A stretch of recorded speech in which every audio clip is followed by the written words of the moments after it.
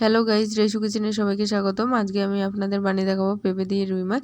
তো প্রথমে আমি একটা মিডিয়াম সাইজের পেঁপে নিয়েছি, নিয়েছি হাফ কিলো রুই মাছ।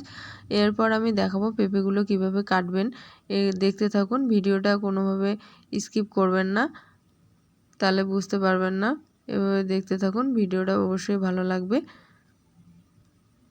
তো পেঁপেগুলো কিভাবে কাটবেন দেখে নিন। এরকম বড় বড় সাইজের করে কাটবেন, ছোট করে কাটতে যাবেন না।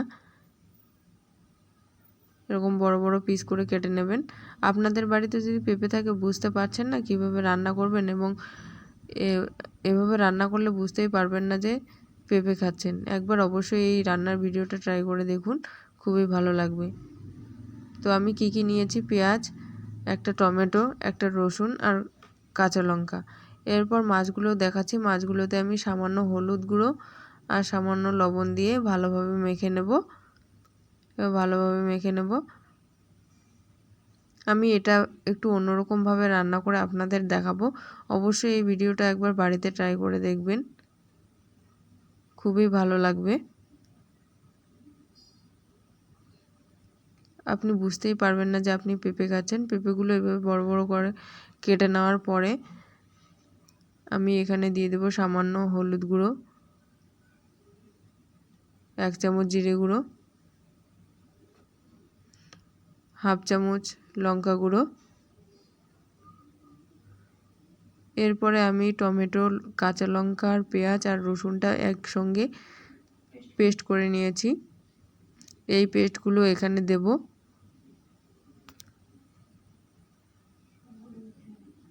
আর হ্যাঁ, আমি একটা আলু নিয়েছি, আপনারা যদি আলু খেতে না চান তো আলুটা নাও দিতে পারেন।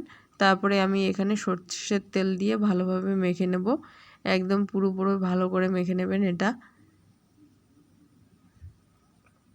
তারপরে এভাবে মেখে এগুলো প্রেসার কুকারে ভালো করে সেদ্ধ করে নেবেন।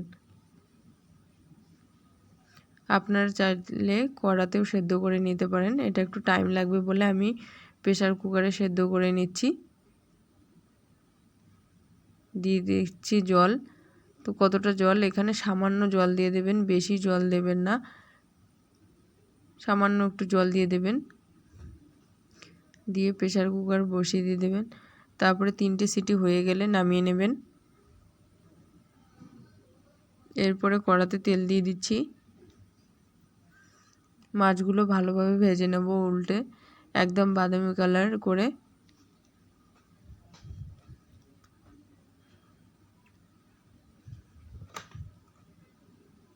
বন্ধুরা, নতুন হয়ে থাকলে চ্যানেলটি সাবস্ক্রাইব করে দেবেন এবং পাশে থাকা বেল আইকনটি অবশ্যই ক্লিক করে দেবেন নতুন নতুন ভিডিও পাওয়ার জন্য। দেখতে পাচ্ছেন এবার প্রেসার কুকারের সিটিটা খুলে দেখাচ্ছি আপনাদের।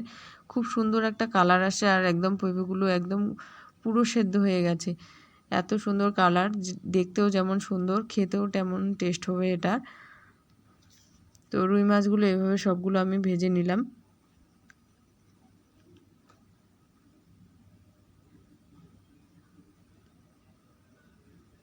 মাছ ভাজার পর যে তেলটা রয়েছিল সেই তেলে আমি পাঁচফোড়ন দিয়ে দিলাম।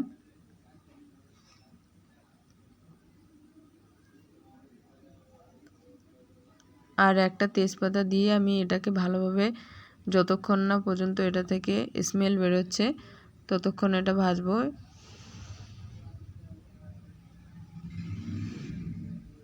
খুব সুন্দর একটা সেন্ট বেরিয়েছে। এরপরে আমি দিয়ে দেবো সেদ্ধ করা পেঁপেগুলো।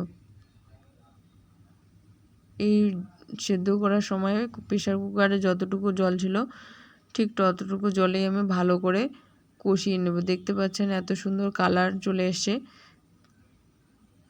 কেউ বুঝতেই পারবে না যে এগুলো পেঁপের সবজি। দেখতে পাচ্ছেন খুব সুন্দর,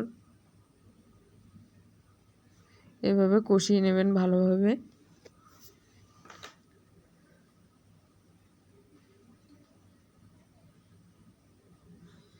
আপনাদের বাড়িতে কোনো আত্মীয় আসলে আপনারা এই রেসিপিটা একবার ট্রাই করতে পারেন, বুঝতেই পারবে না যে পেঁপে খাচ্ছে।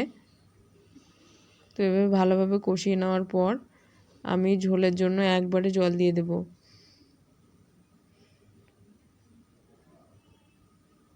একদম হালকা পাতলা ঝোলের জন্য আমি একটু বেশি করে জল দিয়ে নিচ্ছি। এরপরে আমি রুই মাছগুলো দিয়ে দেব।